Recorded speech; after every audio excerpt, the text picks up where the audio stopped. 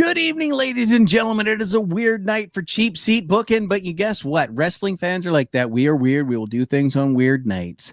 In all honesty, I'm a little bit early because I don't want to be really, really late because I have way too much family stuff going on this weekend and had the opportunity to sit down and go one on one with a great one from you know what? You tell me, where are you from? You are in the wrestling business technically, Jonny Cadillac. So give us the lowdown on your wrestling credentials and your podcast as well, buddy.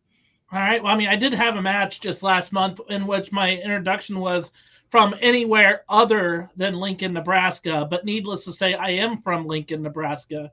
But yes, I host of Caddy Chat Wrestling Talk podcast. I'm the ring announcer for NWA, a group that travels around the Midwest here in the United States, and commissioner there. I'm just coming off of a suspension from my commissionership, but yeah, I have a lot of power on the shows there, a lot of which can get to my head at times, but I don't know. I've had 60 days to reflect and a match, and so we're in a different spot right now. We'll have to see what happens next there. But yeah, and I am the host of Caddy Chat Wrestling Talk podcast. It's been going on for, the podcast itself has been going on for a little over 2 years now.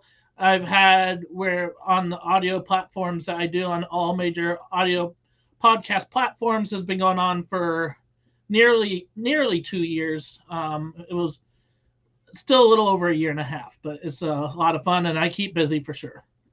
Perfect. So anybody listening to this, just so you are aware, if you're on this right now as a live broadcast, you're seeing the video and everything, this is part 2. You can catch part 1 on the Caddy Chat podcast. You can check that on all the major podcast platforms, same as you can check out Cheap Seat Booking. Check that out for the parts of our chat. Jonny, I have one real big question for you. As a commissioner who has recently served a suspension and may not have a lot of fans, has anybody peed in your tea yet? As far as I know, no. I haven't had any funky situations, but I piss a lot of people off, and a lot of people, well, they try to piss me off. I will still argue, especially in Lincoln, Nebraska, that the fans are a lot meaner to Jonny Cadillac than Jonny Cadillac is to them. But then I still go off of them. They love to hold up signs saying, Jonny Cadillac's buying all the drinks and shots tonight, or something along those lines, in which I always have to tell them I'm canceling my credit card because I'm not going to help them out, or get a real job, something along those lines. But as a Jericho cruiser, I'm going to recommend do not book Danhausen. That guy will get a hold of the credit card and start buying drinks. Yeah. All right, so you know what? You're a 5-time cruiser, correct? Yes. You've been on all 5. You booked for 6. You're coming with us. It's fantastic. We've gotten to know each other over the years because as a Canadian that buys the drink package, I have been inducted into the Drunk-Eyed Canadian group. You, as an American, have been adopted into it as well. So we have a lot of mutual friends in common. So that has actually been fantastic getting to know you over the last couple of years. It really has been a pleasure. I know, like, the cruise is friggin' wild.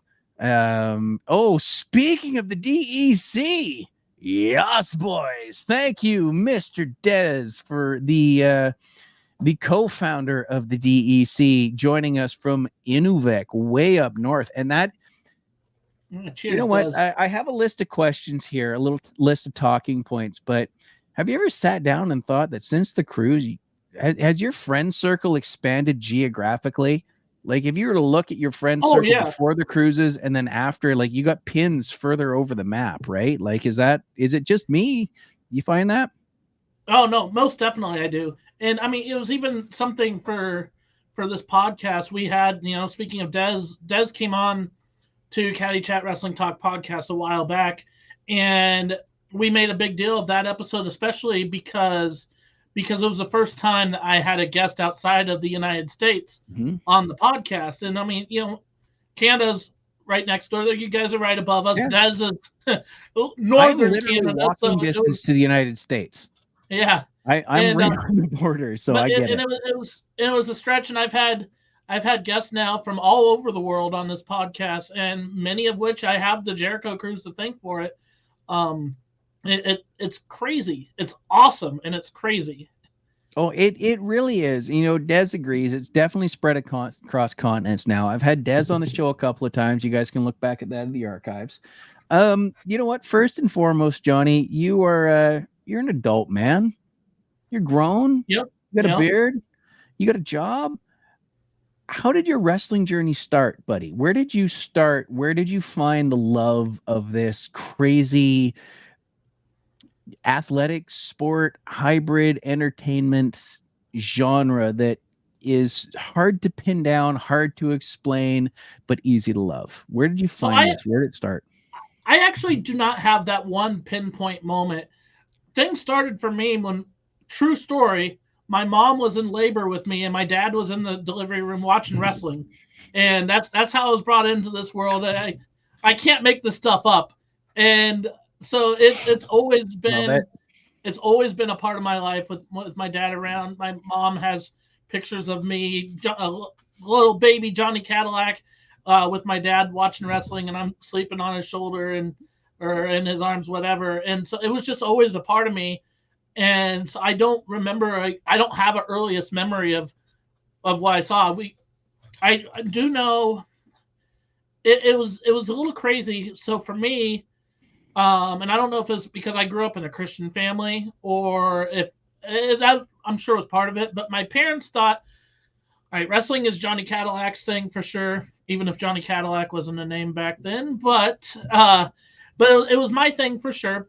And they weren't going to be able to take that away from me, because as much as my dad loved wrestling, it was very much so my thing, and that I loved from the get-go. But they thought, I think they thought there was a such thing as too much wrestling. And so when Nitro first started in '95, and I was 6 years old, and they said, okay. You just gave me the old age pains. Okay, keep going. Sorry. But no, it's okay. And they said, they said, okay, with Nitro going on now, there's just too much, and we can't have you watching everything. And so whether my mom nowadays would agree with it or not, what they essentially had me do is they had me choose between the two companies, between WWF and WCW. And I was enjoying what was going on at WCW at the time a lot more. I thought it was real hot with Nitro starting and just some of the wrestlers of WCW. So that's what I chose. And then later on came the Attitude Era, where my parents were like, okay, we are definitely glad that you're a WCW kid.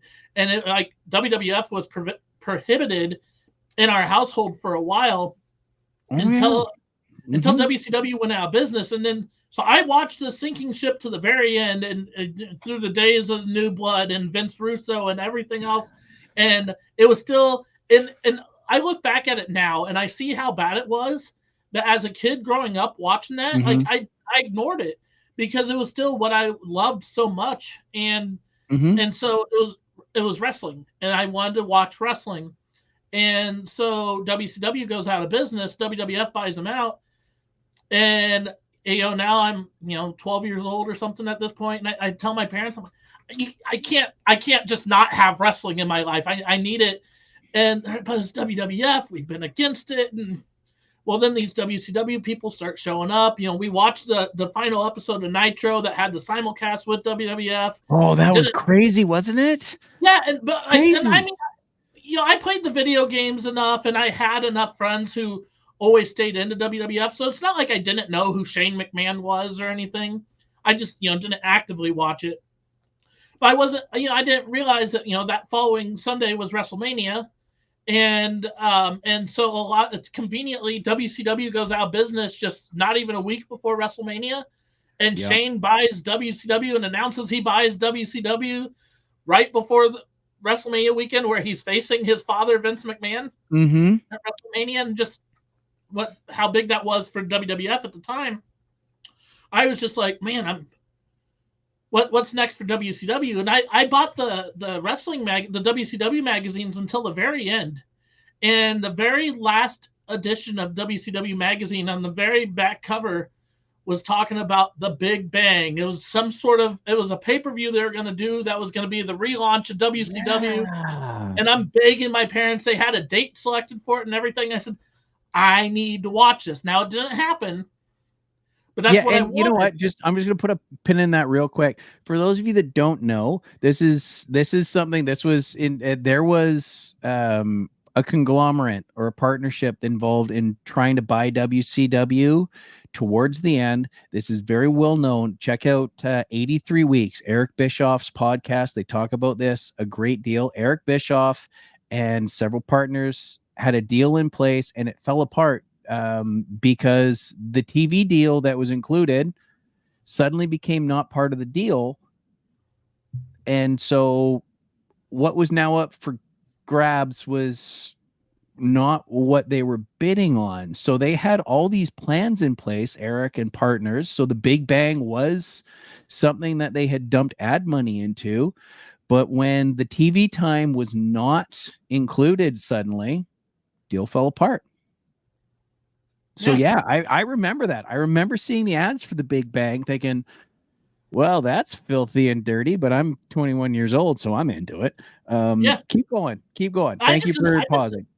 I didn't want to lose wrestling from my life, and WCW was all I really knew at the time. So yeah, I needed it to stay with me, and I didn't know what this new WCW relaunch was going to be, what it was going to consist of. But then we didn't really hear anything about that anymore after that magazine. Nope. And and we didn't have a computer back then. The internet wasn't anything like it is now. It was no, God no. Kids, Google dial-up. It was painful. I survived high school on encyclopedias, children. Thankfully, I still have my natural hair color and decent coverage, but I mean, it was a thing back then, and we're talking 2001. So this time frame that you're talking about, is you're all excited about, and then Shane McMahon's on Nitro. I had plane tickets booked. I had bags packed. I was headed to WrestleMania 17, and all of a sudden, we're headed to WrestleMania 17, and Vince owns everything. Yeah. So the wildness of what could happen there, it didn't. The best they did, they showed a bunch of people sitting in a skybox. I believe Hugh Morris was in there. Lance Storm was in there. I think Chavo Guerrero, Hurricane Helms.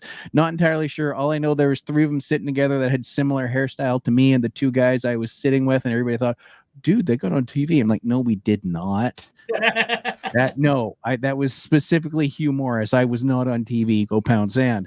Continue, Johnny. But anyway, so for me, what it was after WrestleMania, and WWF's the only big wrestling going on, so I'm hearing more and more about what's going on. But my parents are still pretty stubborn. You're not watching it, and I begged and begged, and eventually it was leading into King of the Ring 2001, and these 2 guys I knew very well from WCW, Chris Benoit and Chris Jericho, and they're both wanting Stone Cold Steve Austin's championship. I mean, what did those 3 ever do, really? I mean, come on. Right. And so this is the very first time that my parents said, okay, we'll let you watch Raw. And they both had qualifying matches that night on Raw. I think Benoit had to beat The Big Show, and Chris Jericho had to beat Rhino, in which we watched what we could, but then we had a bedtime or something. And so we couldn't watch all of Raw because my parents were like, hey, you're just blessed enough that we let you watch this much. And that's how it was for a while. I think the one exception was it was a few weeks later, it was Chris Benoit and Kurt Angle in a steel cage match, which was the main event. And they let me watch that match. Show me a bad match between those 2, I dare you. Oh, absolutely. Yeah. Well, number one, you can't. You can't find a bad match between it's impossible. Those 2. You can't. And so we watched the cage match, and so it was around that time that, whether it was I was in Boy Scout meetings or we were going to bed, my parents were starting to ease up to it more and more to record on VHS what I was missing of Raw, so I could watch it afterwards, which we did with Nitro all the time. They're just against it with WWF at first because that was a company I wasn't supposed to be watching in the first place. And you And know what? Growing up in a Christian household and dealing with the Attitude Era, and just for the record, as many of our viewers already know, my mom's a pastor, so I understand. okay, I mean, she's I want to say a cool pastor because I know for a fact she drinks wine, eat jelly beans, and swears at the hockey playoffs. But I mean, I understand the culture you're coming from as far as that right, goes, right? right, So the Attitude Era was a whole thing, and absolutely, Ted Turner's company and conglomerate, they had people that, and again, go back and listen to 83 Weeks on this. Most of WCW's problems were because they were doing things and Ted Turner's company said, "Nuh-uh." It's like, "Yeah, but we're making money now." They're like, "No, but we're making money now." No. What happened? They stopped making money. right. For better, for worse, it was what it was. However, I definitely understand what your parents were saying. Definitely understand it. Oh As yeah, a yeah, parent now, I understand. fair enough. But yeah, no. So going into King of the Ring 2001, I mean, you have the big story with Austin, Benoit, and Jericho. We Mm-hmm. did not get UPN at the time, so I couldn't, even if we wanted to, I couldn't watch SmackDown. Right. So, and then we didn't see where Austin or when Benoit and Jericho won the tag team titles. I think this was right before I could start watching. So we didn't get to see that where Triple H tore his quad. Um, and but it was the other big thing though at the time was, so for younger wrestling fans maybe watching this, the Undertaker's first wife was not Michelle McCool. Oh God, And no. God, and no. there was this stalker stalking Sarah. And who was that stalker? It was Diamond Dallas Page. And I would DDP, like back then, still to this day, one of my all-time favorite wrestlers. At the time, I would have said he was my all-time favorite. Yeah. And so, like, I'm all the more hooked. King of the Ring happens. Did we order that pay-per-view? Absolutely not. And but we watch Raw the next night. Booker T gets involved in the main event, and or right Uh-huh. after the main event, and it's like, oh wait, so WCW is starting to sprinkle in the stories now. What's going on? So I'm all the more hooked. The alliance starts, and I'm a WCW guy. I know this is WWF programming, so I can, you can see the writing on the wall. But even Mm-hmm. then, I went into that. I'm like, let's go Alliance. I was all for them, and that's where I really was introduced to Rob Van Dam, who is my favorite, all-time favorite wrestler. Oh. And um, and I man. So on July Okay, let 22nd, me put a pin in you for just a quick second here. I'm yeah, going to go back to a couple of comments. okay, Alex saying definitely a better wrestling hospital story than The Hand. Um, absolutely. So my second daughter was born 3 minutes before SmackDown would have started. Didn't get to see it because oh, we were in the hospital. My right, first daughter I brought home on a Thursday night, and I had her. We got her settled, and I had her in my arms, and we sat down on the couch, and I turned on the TV, and the very first thing she saw was an Eddie Guerrero match. oh man, I miss Eddie. So I miss him so yeah, much. and so those are a couple of hospital stories, and then oh, heel DDP didn't work for me, brother. That's also from Alex in Philly. Thank you for staying up with us, Alex. Appreciate it. Multi-time cruiser. I believe he's going into his fifth this year. He didn't make the first one, but boy, howdy, is he on board now. So as all this rolls around, you mentioned RVD. Did you get to see a lot of RVD and Jerry Lynn matches from back in the ECW days? Not back then, no. Have you seen them since? Yes.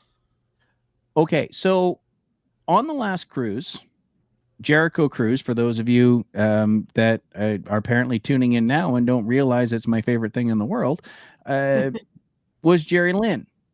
Jerry Lynn Right. destroyed almost 20 years of fandom for, let's see here, 24, yeah, like 25 years of fandom for me.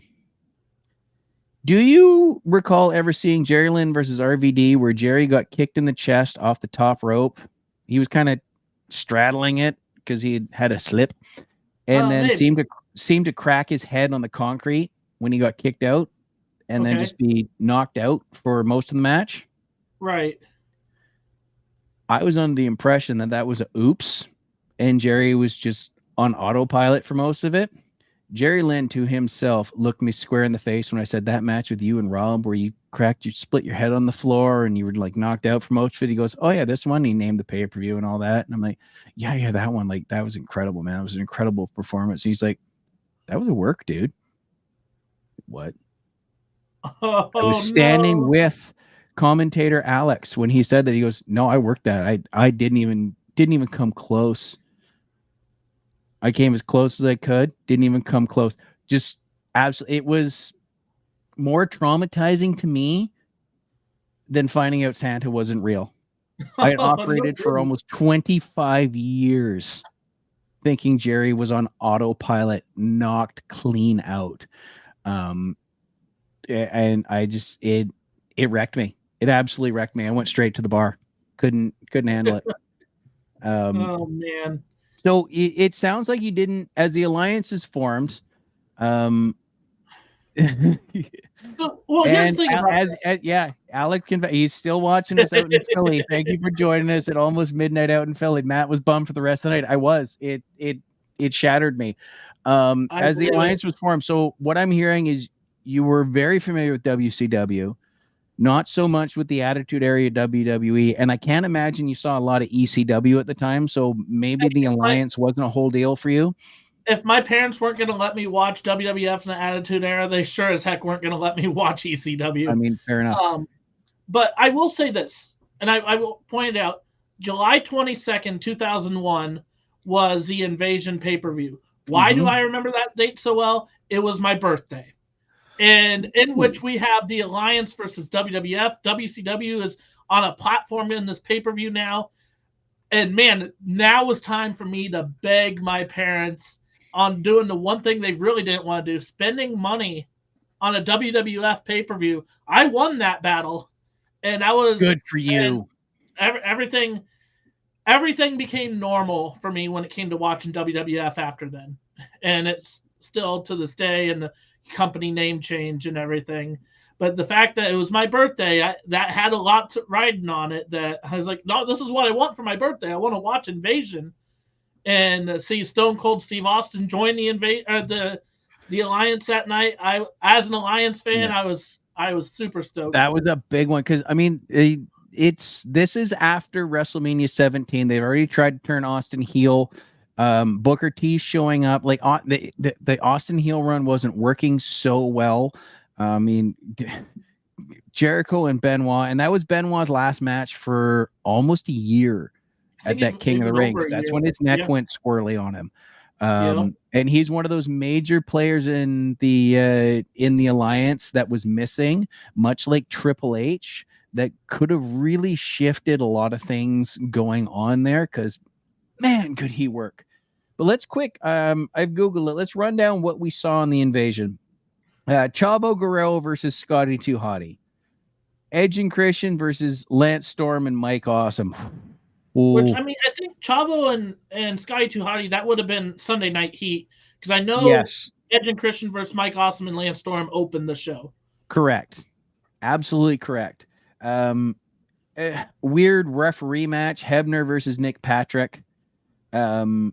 And then a match that could only be described as designed to test out the new guys, the APA, Bradshaw and Ron Simmons, because I just hate the name the WWE slapped on them, versus Palumbo and O'Hare. Yep. Like, honestly, that's like, let's see if you can hang out better than Public Enemy. Raven and William Regal, two guys that were super underrated, period. Canyon, Hugh Morris, and Sean Stasiak. And this is the match I remember the best because it really wasn't announced. It just sort of happened. Right. Versus Albert, who is now, I believe, the head trainer at the Performance Center, Matt Bloom. Big Show and Billy Gunn, who is I swear to God, a Highlander. Like, we're gonna have to cut off this guy's head to take his power. Because you look. Fun fact about that match. Go ahead and finish that thought. No, honestly, like I had a room with him on, I think it was Cruise 3 he was on the same floor. I encountered him in the hallway multiple times a day. He is a large, intimidating dude. It wasn't until I was several cocktails in on the last day when I finally says to him walking down the hall, "You having fun with us?" He's a massive human being. And there's no reason that a man in his late 50s should look that good. Oh, absolutely. Right? Okay, so we had a church thing going on that night. So that was actually the first full match we saw of the Invasion pay-per-view, was that randomly put together 6-man tag that we watched live. Now, we did record we weren't spending all that money and not recording it on VHS. So good for you. That wasn't easy back then. You had to figure some stuff out. Yep. But that was the first match we saw, and then, of course, the rest of the show from there. So go ahead and let's keep going through this card. So here's a match that I think should have got more than 5 minutes and 30 seconds. Tajiri versus Taz. Which stemmed off of the William Regal Raven match that night. Correct. Tajiri was our buddies over at Cruising with Kayfabe. Josh /Mongo has seen a lot more ECW than Emily has. And I said to her, if you're going to show her a watch along with ECW, please, please, please include me in a Little Guido super crazy Tajiri triple threat match. If you've never seen those, look them up on ECW, look them up on YouTube. Tajiri, super crazy, Little Guido. Amazing triple threat match from three guys that at the time considered incredibly undersized.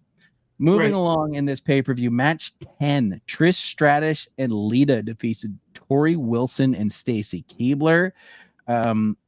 The ladies just weren't getting the respect back then, but I mean, think of those. That's 4 Hall of Fame rings right there. That was a tag team Hall of Fame match. Yeah. Yes, Bra and Panties tag match with Mick Foley as a special guest referee. So, I mean, Mick didn't get a cash bonus that year, I would guess, but he got a bonus. Right. And then the main event, the Dudley Boys, Booker T, Diamond Dallas Page, and Shane McMahon and Rhino with Shane and Stephanie McMahon versus and Paul Heyman, because we got to have everybody on the outside, versus Jericho, Kane, Kurt Angle, Stone Cold, and The Undertaker with Vince McMahon. The inaugural brawl, they called it. Yeah, that kind of fell flat, but what I think the match of the show there had to be RVD and Jeff Hardy. I didn't hear you reading that in the lineup, but yeah, most definitely. And that's what got me to be a Rob Van Dam fan, was that match against Jeff Hardy that night. I remember, so my brother, watched it with me. He was never into wrestling as much as I was. But, it was still, we watched it as a family. And he was rooting for the Alliance through everything like I was, other than Van Dam and Jeff Hardy, because he wasn't familiar with either one. But, I mean, everybody's heard of Jeff Hardy prior to then. And so he goes, I'm rooting for Jeff Hardy in this match. And I said, well, I'm Alliance through and through, so let's go Van Dam. And that was what really introduced me to Rob Van Dam, was that match. Incredible match that night where Van Dam won the hardcore title. Yeah, so you just missed by maybe not. I think it was 96. It was you just missed with that whole thing, because Rob Van Dam had a small introduction into WWE right when WWE, because at this point everybody knows, or most people know, Vince McMahon was helping keep ECW afloat for many years in the late 90s. So that was where the Jerry Lawler ECW feud popped up, and RVD came up, and he was back and forth. But I mean, that's where I first got introduced to myself. Up here in Canada, especially out on the West Coast, we didn't have access to a lot of WCW or ECW TV. It was, as all this was unfolding, everything was sort of unfolding nationally. So I kind of got a little RVD, and then it was magazines. And if I could find a videotape or a DVD, maybe. Fun fact, do you know that the Monday Night Wars didn't exist in Canada? Oh, really? At the time, it was pre-Sportsnet. Now we have two major sports networks up here. We have TSN and we have Sportsnet. Currently, TSN is playing AEW, and Sportsnet is dealing with WWE. Back then, one channel. Monday Night Raw was live or live to tape, depending on which era. On Mondays, you had to wait 2 days to Wednesday to see Nitro, unless you had a satellite package. So the Monday Night Wars didn't exist up here. I just had to wait 2 days. And guess what? It was super easy without the internet. I'm sure. And then, I mean, with it being vice versa, because, where Nitro, they always gave the results away of WWF, but then that wouldn't have been anything if all you could watch was WWF for the live show anyway. I laughed. They told me 2 days after it happened that Mick Foley was going to win the title. I went, that didn't work up here at all. And then friend of the show, Sarah, giving me credit for not being a complete awkward mook around the talent doesn't make myself out to be. It depends on the talent, and it depends on how many times I've been to the bar. There's as far as that goes, if you've ever played a video game where you need that skill testing finger button and they give you like a black bar with a little green thing in the middle to get a little bouncing ball in, my blood alcohol level can stay in that little green bar. I'm good. Other than that, I'm probably going to make a fool of myself. So I appreciate the love. Based on all this, Johnny, if I were to drop you on a desert island and I'm going to give you a computer and a hard drive, and you had to pick 1 year or one era of wrestling, what year or era would it be? Oh, man. Yeah. I was recently asked this question. I was asked a long time ago what the greatest year of wrestling was. And this, gosh, 15 years ago at least, I was asked this. And at the time, I said 1997. And like the glory days of WCW. And, and very much so in the 83 weeks that Nitro was on top of, or ahead of Raw. And I mean, in the Monday Night Wars, regardless, you can't ever fully duplicate how great the Monday Night Wars was back then, and to just be a live wrestling fan. And but I don't know if I'd say anytime, because I feel like anybody looking at WWF and WWE history, they're always going to go to the Attitude Era before they go anywhere else in WWE. And that's not, I've watched a lot of it now. I didn't watch it back then, but they still have had a lot of good in wrestling since then. Oh God. And yeah. I just, I know going into especially the first Jericho cruise where it was like, and this is before AEW started, right before AEW started. Well, it was one of the steps. As far as I'm concerned, it was one of the steps. It most definitely was. But like you're coming off of All In, like this. Hey, Cody Rhodes and the Young Bucks, we're gonna sell out a 10,000 seat arena for an indie pay per view, and they did. And it was and it was a nice show for what it was. It was great.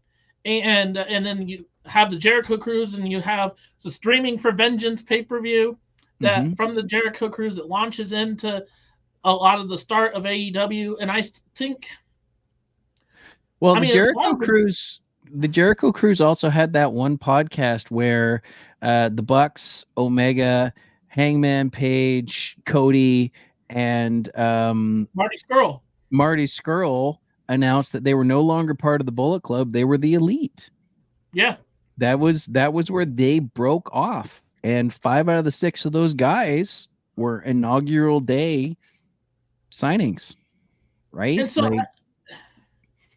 it's hard for me to say, to give something that in retrospect is that recent as far as a grand scheme of wrestling, but it was huge. It was huge, and WWE stepping up their product in the meantime, and we talked about this on Caddy Chat Wrestling Talk podcast just with NXT, and this was the glory days of NXT when it was still really good, and where you had a lot of those big names. The reason why, I mean, there was a Wednesday Night War at the start, and that NXT, as great as it was, couldn't quite hang with AEW, but it was like some great stuff with NXT was going on back then. I was just thinking about it recently, and I had completely forgotten about it. And I don't know how it was randomly brought to my attention again. Johnny Gargano, Tommaso Ciampa, Adam Cole, and Finn Balor in a 1-hour Iron Man match to crown a new NXT champion. Like, what? That was insane. You know what? And that was right when Gargano and Ciampa were starting to get, because they were walk-ons for, I believe, the first Dusty Classic. They're just grabbing dudes, and they went out and performed and impressed. They were, for football fans, if you've seen the movie Rudy, they were Rudy as far as that tournament goes. And they hung with people, and it worked for them. They are right now on Raw. I don't believe they're getting the respect they deserve, but I think at some point, they're actually on SmackDown. Somebody that used to have long hair like this and touch his crotch a lot is going to give them just enough time on TV for everybody to see, oh no, we have a thing here. And if you look at a lot of the pieces on Raw, a lot of that NXT talent is there. A lot of the cream of the crop of NXT is right there. And I think it's just waiting to blow up. You mentioned the Cruise One, and something occurred to me in there. Cruise One was late 2018? Yep. Late 2018. Yeah, that's right, because I got off and went to Halloween. So it was October of 2018. How popular was Roman Reigns at that point? Do you remember? He was out with leukemia. Correct. But right before then, he was getting booed out of every building. Yeah. I just remember. He was. Yeah, go ahead. I just remember because he was, and when he announced his leukemia that night on Raw, I remember my buddy Trent texted me, and he's like, "Well, if Roman Reigns can beat this, he'll finally get that pop he's always been waiting for. The fans are gonna love him now." And I mean, he did get for the record, he did get a pop when he did announce that he was in remission, but. Do you remember what happened on the cruise for him? Yeah, we signed that banner. Right. Now, for those of you that have been on the cruise, the Spinnaker Lounge on deck 13, it's forward for the Star Trek fans. It's kind of like 10 forward. It's got the big windows that look out on the sides and everything. It was 6 or 8 poster, but like standard wrestling size sign things. It said, "We love you, Roman." Everybody was signing it. I think, get well, Roman, that whole thing. You can actually see it if you, and it's on YouTube now. You don't have to go to Fight. You can get it for free. Chris Jericho Cruise, Sea of Honor tournament, and you can see it in the background of some of the matches hanging off of the overhang. One of those has a stain on it because some jackass with long hair and a "You Suck" hat spilled his drink on it. Right before he signed it. But I mean, the instant turnaround for Roman with that was astounding, which tells me that as much as wrestling fans love to say they hate somebody and they're being shoved down their throats, we do appreciate the people and the talent behind it. Would you agree with that? Most definitely. Because I've never been anti-Roman. He was my favorite member of the Shield coming out. I remember the fact that up until that first Royal Rumble, where I believe everybody wanted Ray to come out, or Ray came out at the end, and there was some disappointment. There was some disappointment. He had 2 Royal Rumbles, and it was a huge disappointment because everybody wanted somebody else to come out. So in 2014, they wanted Daniel Bryan, who had a match earlier in the night against Bray Wyatt.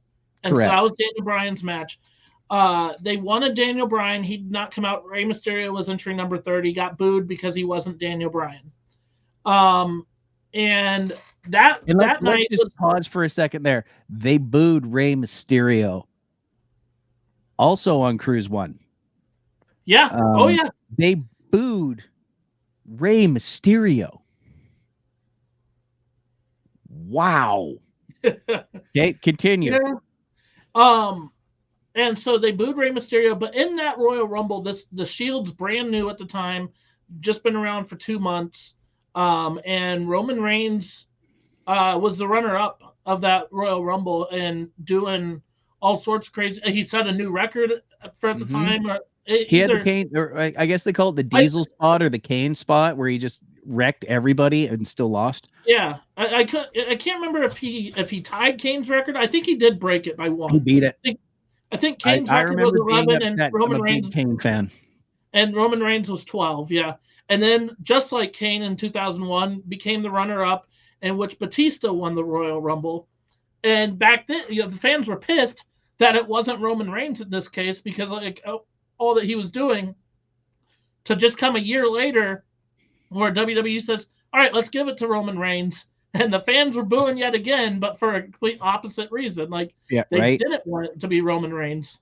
And at that point, they were booing him when The Rock was holding his hand up. Yeah.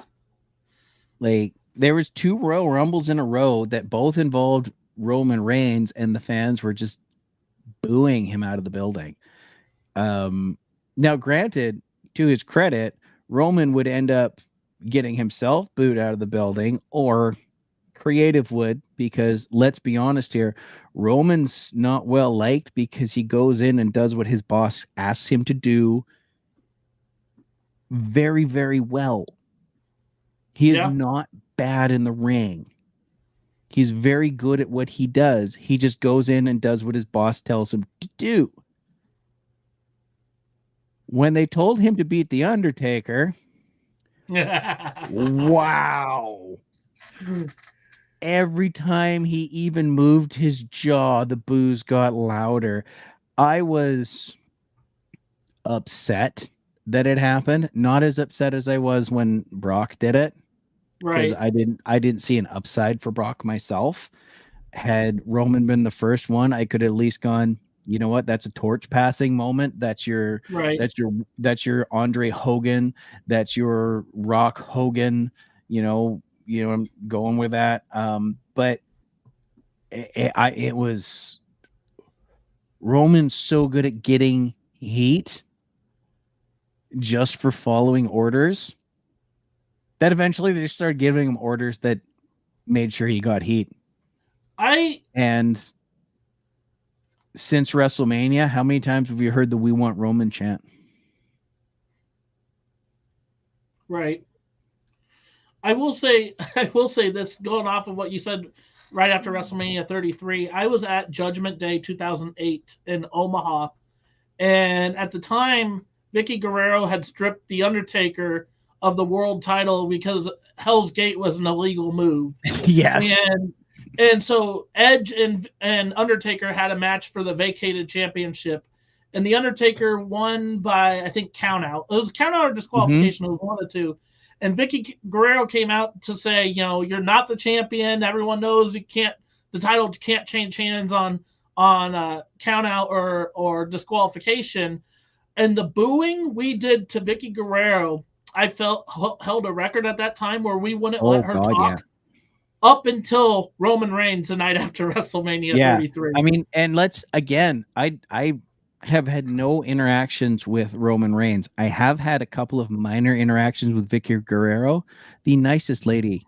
Nicest lady. Yeah. However, heat magnet, the likes of, as we said, Roman Reigns, JBL, Ric Flair when he wants to be hated, Vince McMahon when he wants, just a lightning rod of hatred from the fans, from just the most pleasant lady that I've ever had. Just a minor conversation, but if you walk around the people that had met her and talked to them, they were like, no, I don't get it. I don't get how she does it. And that's just, and it's kind of like the inverted Jeff Jarrett. If you've ever listened to My World with Jeff Jarrett is not the Jeff Jarrett you want to change the channel on. Right. It's he's a completely different human being. He gets a completely different reaction, and it's incredible. And I can't help but admire that from any performer. I mean, it's with Vicky Guerrero. It's prior to Eddie dying, Mm-hmm. the times that she was really stuck out is, you know, the ladder match for custody of Dominic Mysterio, where she was the one who tipped over the ladder because, you know, Mm-hmm. Eddie wasn't doing this right, and so she had that shining moment where all she was then was Eddie's wife. Yep. And then I think back to, you know, Eddie Guerrero passed away.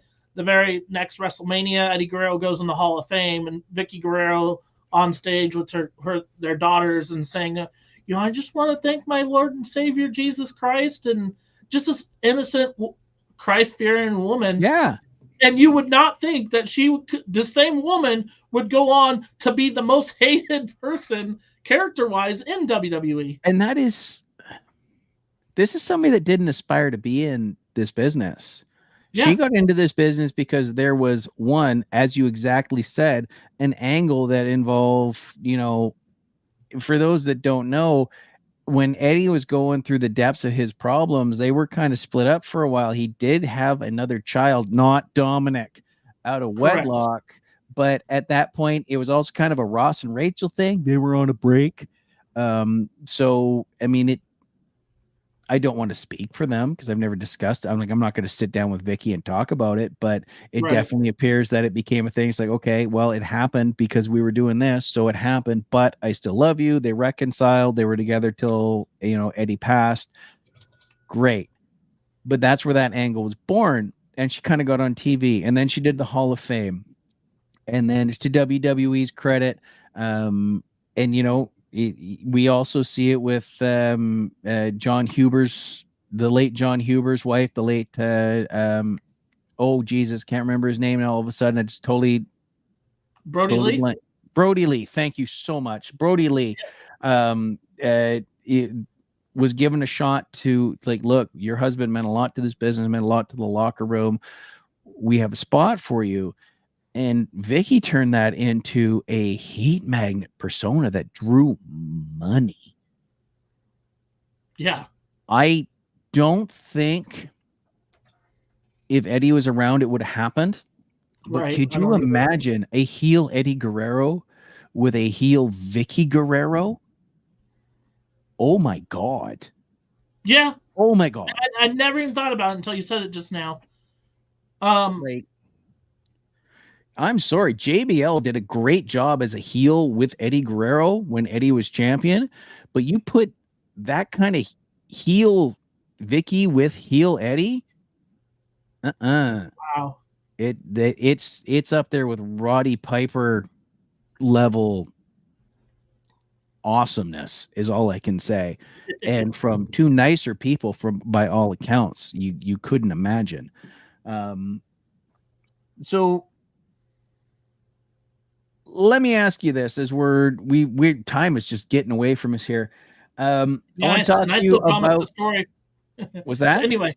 I on the last podcast, I still promised the story that we need to get you know to. what? Tell us the story. I have a whole list of questions that we can get to. Most of them are just generic for guests, but yeah, tell me the story, because I had a retort for that as well, which I think you'll find awesome. Right. And so we were talking about MVP on Caddy Chat Wrestling Talk podcast, and the fact that he was on the second Jericho cruise. And this is right before the Royal Rumble. So I know the Royal Rumble's a couple days later. The cruise ends on a Friday. The Royal Rumble's on Sunday. And the Royal Rumble's in Houston, Texas. My flight, we stayed 2 days after the cruise. We we went back the next day, not the day of the cruise, but the next day.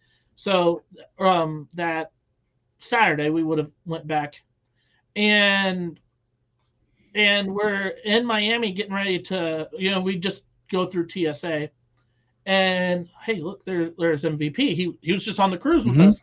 So we're like, hey, did you have a good time on the cruise? He's like, man, I had so much fun. And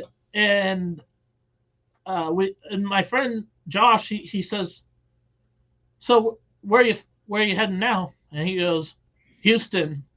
and that's where our connecting fight was with Houston. And he's like, "Yep, I'm gonna go pick up my kid." And Josh goes, "Is that what you're doing?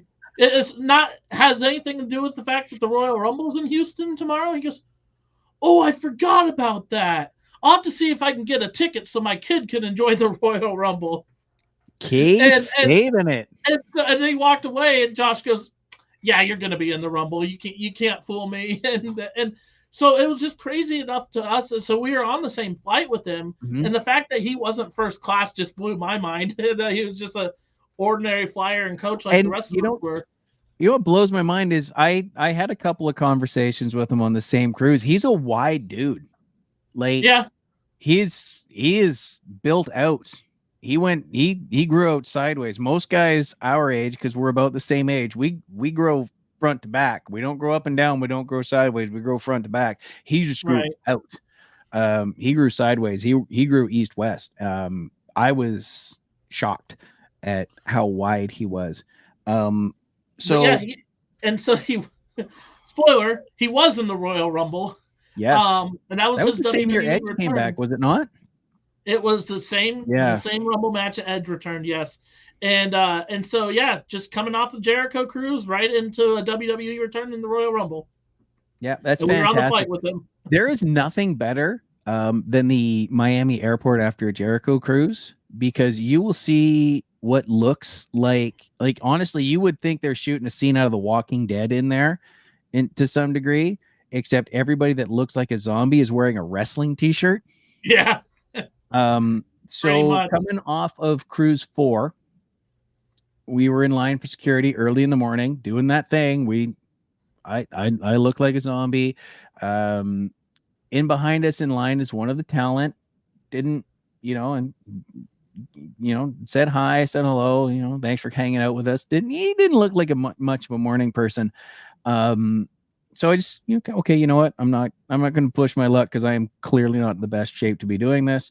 We get through security, and this talent had been on the boat injured.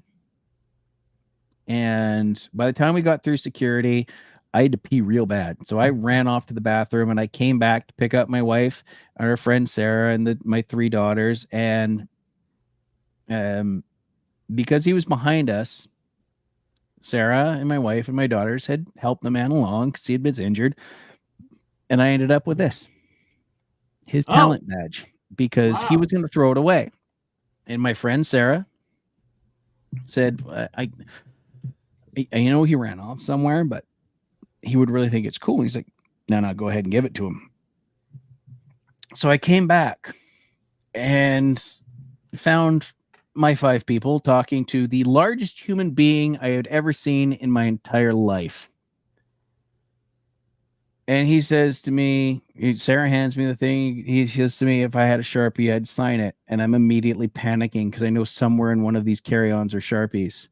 I found it afterwards. I bothered the man in his first class lineup and said, I'm really sorry about this, sir. Mostly because I was afraid he was going to crush me. I have Mark Henry's autograph on his talent badge. I was wondering if that was Mark Henry you were talking about. All right. That's not to say that he's bigger than the Big Show, because I didn't get close enough. However, I have stood foot on the ground next to a standing up Mark Henry, and that is the largest human being I have ever been next to in my entire life. I am, and I was just standing there, and I'm like, I can't believe I had to pee that bad. However, I didn't think he was much of a morning person, and I know I'm not. So I just you know what? Maybe I don't push my luck with this one, because I've seen him roll frying pans. So maybe we don't. As we're wrapping up here, I want to ask you something. This is cheap seat booking, because wrestling fans sit down. We like to say, this is what I would like to see. And I'm going to steer away from the WWE and the cruise talk, kind of. Okay. Okay.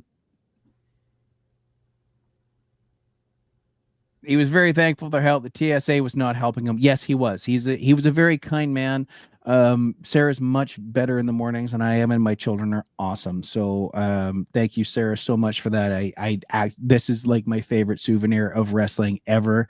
Not even second to my cane lighter, but that's a whole different story. And then the TDS is still going. So excellent. Thank you so much, Taryn, for popping in real quick. Normally I would not encroach on the TDS night, but this is all we could make happen this week, and it just needed to happen. We're gonna go over to Swerve. Swerve Strickland is in a very interesting position, and actually so is Cody Rhodes. Both of them need to prove themselves to be top of the card. Because we only have a few minutes left, we're going to discuss cheap seat booking. Wrestling fans want to do this. So what would you do with Swerve from here on out? How long are you going to run his title, and who's going to take it off of him? Christian is his next up. Personally, I like this piece of booking, but where are you going with this, Johnny? Book me Swerve's title run.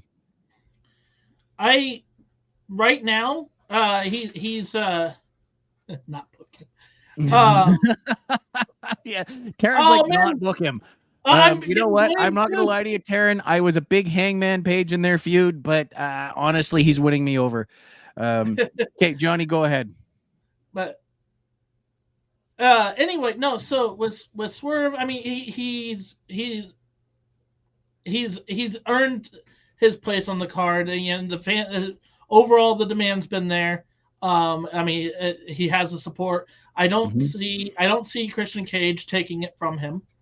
I think honestly, where it's gonna come down to, I think Adam Cole takes the title from Swerve.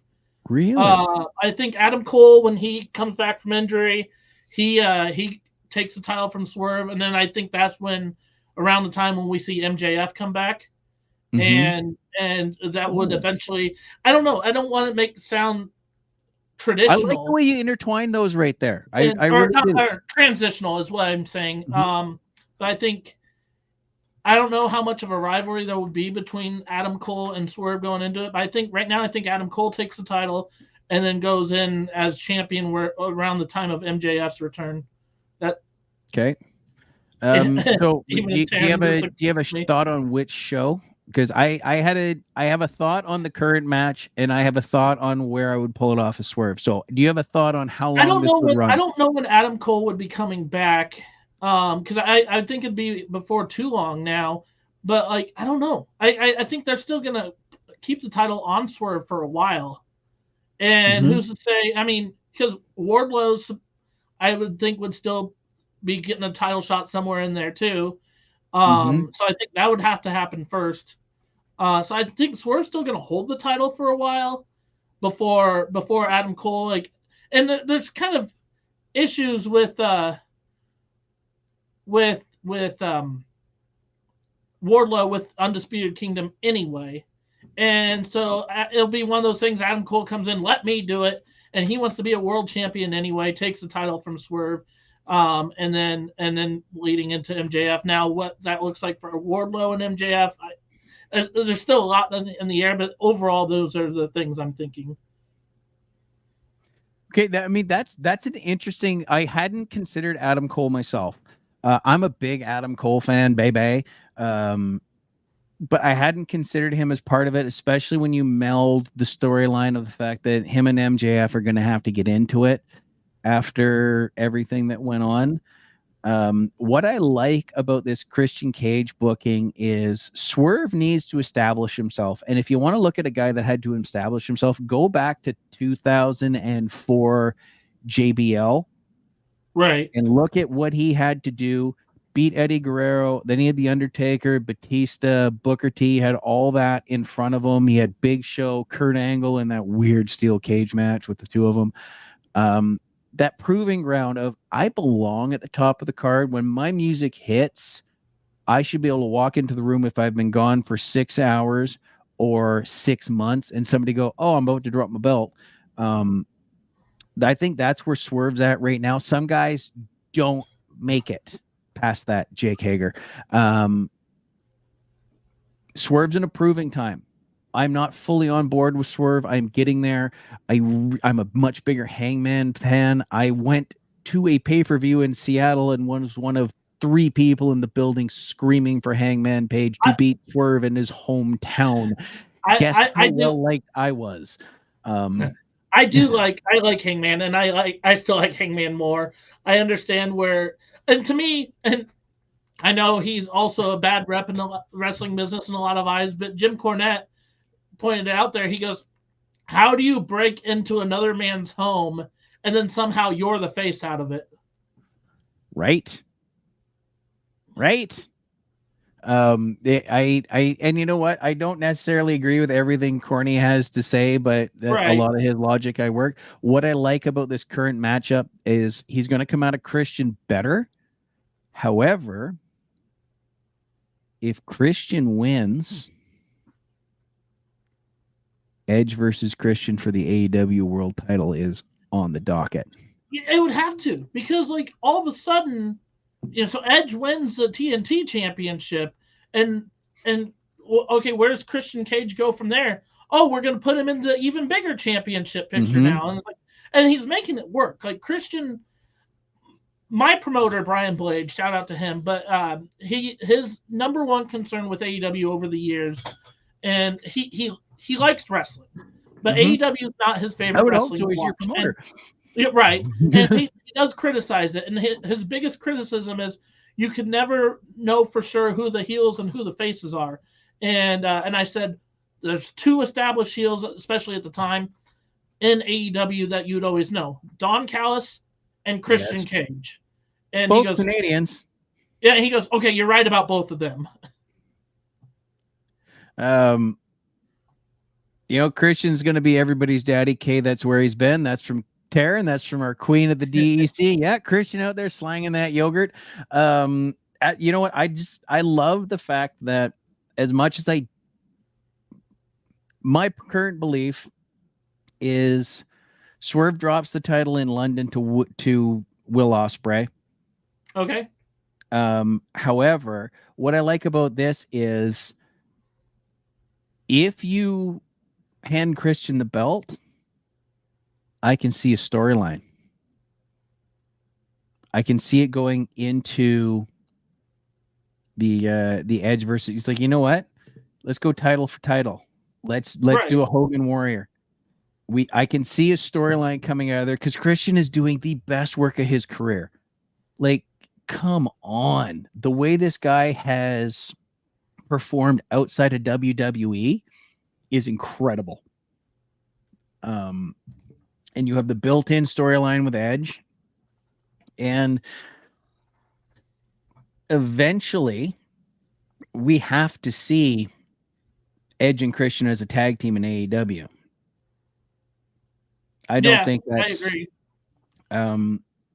And I also to that sort of line of thinking, I really like Cruising with Kayfabe's Mongo suggestion of Dark Order beats the crap out of Edge till he needs a tag team partner, and then all of a sudden the fire happens, the music hits, there's a bloodbath, and the Brood's back together in AEW. But when you put a guy like Christian, who is doing great in-ring work, great microphone work, has that charisma. Like, let's not forget, MJF was not exactly wrestling every night when he had the title for a year. Correct. Christian didn't wrestle every night when he had the TBS championship. But he made it mean something. There was a story there. And this booking to me is, it doesn't matter who comes out of it. There's multiple places to go. Either Swerve moves on to another contender and we establish him as somebody whose music hits and you think, well, it's my ass now, or Christian gets it and there's a whole other branch of other ways to go. And I absolutely love it. I still, in my heart, I think it's Will Ospreay it all in. Okay. I will tell you this, Matt. I just randomly thought about this yesterday. Go. Where it hit my head, I don't know, but I think of the most random facts, especially with wrestling at the most random times. And I was thinking, before Edge and Christian, especially Edge, before they came back after their injuries in WWE, and they were out for the 9 years for Edge's case, they had the Edge and Christian podcast that totally reeks of awesomeness, whatever they called that. That was so good. Here's the thing. they had the Young Bucks as their guest one They night, did. one week, in which they said, if we ever came out of retirement, what if we had the Young Bucks versus the old fucks? And I was like, wait a minute, could that be a reality at some point now?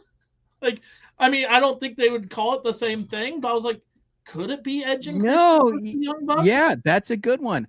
Here's another one that because you mentioned that, I remembered it. I think it was Randy Orton in WWE. Edge was in a feud, and somebody broke into his house. Do you remember this one? Yeah. In the last run, and he got on the phone to Beth. Seth Rollins. Yeah, Seth Rollins. Thank you so much for that. So Seth broke into his house. Edge was in the building, and you see a shot of him, and he's on the phone with Beth, and he said, "Call David and Daniel." Do you know who David and Daniel are? FTR. That's right. Edge and Christian versus FTR 2. Take my money. Take it. Take all of the money. Take whatever money you need. I will give you the money. Like, that's and the queen of the DEC, Jamal, going to be the new AEW champ. Jamal, I recently saw what happened if you jump into the ring at a TV show uninvited. Don't do it. However, train. I believe in you. Because as much as some people thought it was me jumping in the ring in Vancouver going after Daniel Garcia, nope, stayed in my seat. Not that dumb. And then I think you asked me when this all started about Cody Rhodes, and I don't know. Yes. I don't think he's going to hold the title nearly as long as Roman did. Oh God, no. But I'm seeing there. It seems like originally the plan would have been maybe Rock and Roman at WrestleMania 41. Now it's sounding like it's going to be Cody and Rock. I'm thinking somehow or another Cody holds the title at least into WrestleMania next year. I don't know if there'll be one long run because it was a monumental, it was a historical thing with Reigns. Cody Rhodes can afford to lose it and then regain it in the meantime. It won't hurt the story or anything at that point. There's just some people that are better in the chase. I mean, you look at a guy like Steve Austin. He was better in the chase for 5 or 6 title runs. They were relatively short. I would say my bold prediction right now would probably be maybe Gunther. He's no longer Intercontinental Champion. I mean, he has world champion written all over him, and he's had some memorable Royal Rumble moments with Cody Rhodes. Maybe Gunther will be the guy to take the title from Cody eventually. Not right now, but at some point, yes. Yeah, I mean, let's look at the history of a guy losing an Intercontinental Championship or a U.S. champion at WrestleMania and turn around and winning the world. Most notably, WrestleMania 3, Randy Savage. What did he do at WrestleMania 4? Walked out with the belt. Yeah, right? I very much so think Gunther is a future world champion for sure. Maybe he'll be the one who stops Cody Rhodes in this. I 100% agree. I don't think. And you know what? Having Gunther and his style up at the top, especially with a guy up there like Roman Reigns that is also willing to go ahead, hit me. Let's see what happens, son. There's no downside to that. A lot of things like I was such a dominant champion here, or I had such a run with this belt, the IC belt, the US belt, the tag belts. You can't really get the world title with that. It's very rare to go title for title. I mean, people want to go, well, Ultimate Warrior and Hulk Hogan did it. Yeah, there's only 3 belts in the company at that time. Right. And guess what? They were on the 2 top dogs. So the history is you're at a certain stage. We need you to lose 1 so you can win the big one. And I think you're dead on with Gunther. I think his defeat to Sammy was a long time coming and needed, but he lost 1. It doesn't mean he's never winning another. Right? I think you got a solid point there, my friend. I say it all starts with him winning the King of the Ring. That's what I'm saying first. You know what? And then, And I've unfortunately, spoilers exist on the internet. I am at least 2 episodes of Raw and 2 episodes of SmackDown behind, so I will be catching up on those hopefully in the next couple of weeks. I love the King of the Ring. I have a show planned about the King of the Ring coming up in the future. Jonny, maybe you will join me. Thank you for joining me. Thank you for having me on Caddy Chat Podcast. Give us a plug. Do you have any upcoming live events out in the Nebraska area we need to know about? What's going on? Yeah, we June 7th, we are back in Lincoln, Nebraska. This is the very first NWA show I'm working since my debut match.